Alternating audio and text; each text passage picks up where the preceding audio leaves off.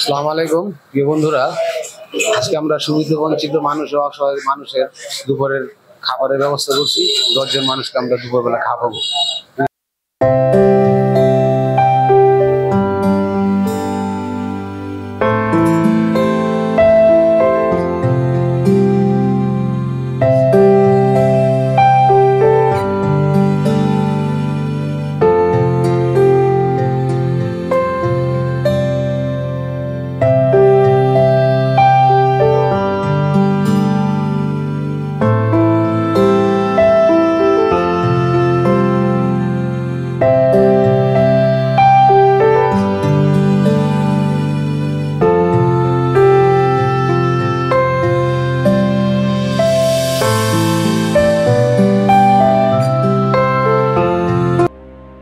ঠিক আছে, এখন মার্কেট দিয়েছি, আপনার মনে কষ্ট আছে কোনো?